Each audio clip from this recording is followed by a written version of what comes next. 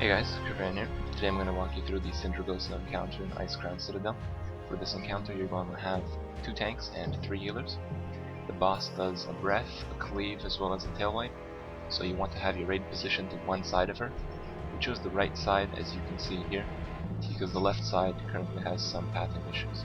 This boss has several abilities. One of them is going to pull you in, and after the pull-in, as you saw there, she's going to cast a spell that does damage to everyone, and the damage that you take is proportional to your proximity to the boss. The further you are, the less damage you take.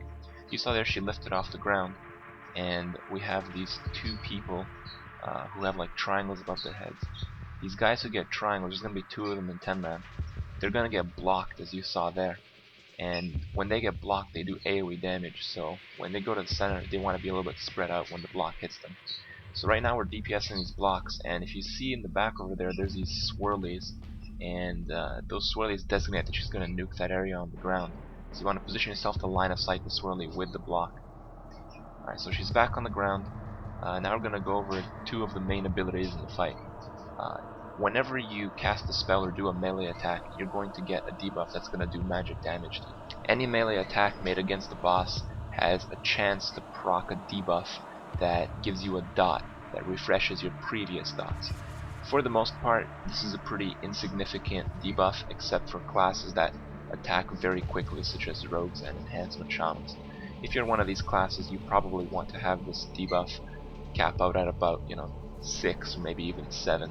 Any more than that, and you're gonna risk dying. Over here, you're gonna see that she's gonna lift off the ground again. This is a time-based effect that's gonna happen several times throughout the fight until she reaches her second phase.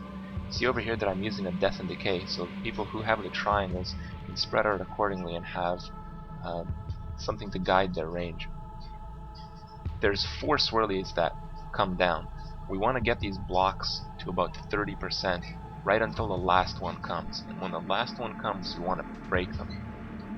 So we broke them right after the last one. The reason is you don't want someone to come out of a block and immediately take that kind of damage. It doesn't kill you, but it might if you're not ready for it.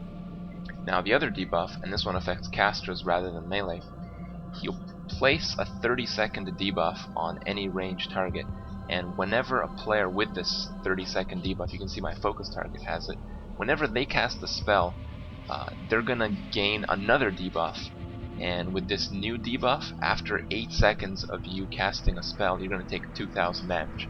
Now you're thinking 2,000 damage, well that's nothing. Yes, it is nothing, but if you keep casting spells, it's gonna be 4,000, 6,000, so you need to cast a couple spells, probably gonna stop at like 5, and then you let the thing hit you. You get healed back up, and you have to stop casting to not exceed that 5 or 6 number. Over here, we're pushing Sindragosa to 35%. At 35%, she's gonna begin her second phase, and you see in the back over there that she hit her triangle on one person during the ground phase. What she's doing here is she's blocking individual players, and you want to use the block to line of sight her. Now, why do you want to line of sight her? You want to line of sight her because in addition to the other abilities which still persist through this phase, she's going to stack a magical damage increasing debuff on every player in the raid. And you can only get rid of this by line of sighting her. So what our strategy is, we have 2 positions for the raid. The raid is stacked in either one of these positions at all times. So the raid is stacked, one person gets the mark, as you saw there, he goes in the other position, he gets blocked, and the raid moves behind them, and as they kill the block, that is enough time for the magical amplifying debuff to drop off.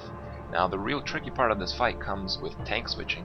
You have to understand, although you see me one-tanking it, I'm one-tanking it because I'm using my AMS to remove the stacks, but you cannot do this any longer. So you're going to have your tank switch at about 5 stacks, in addition to moving your raids, and in addition to keeping your tanks up through the, pretty decently heavy damage.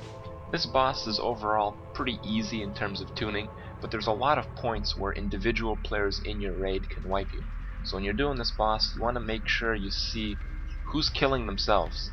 That's the big part in this fight. If people are not watching their debuff, they're gonna die, and there's nothing you can do to save them for the most part. It's individual skill, and it takes a little bit of practice, but it's not very hard overall if you get in that practice. So give it a try, and you guys should be able to get it down without too much effort. Good luck, guys.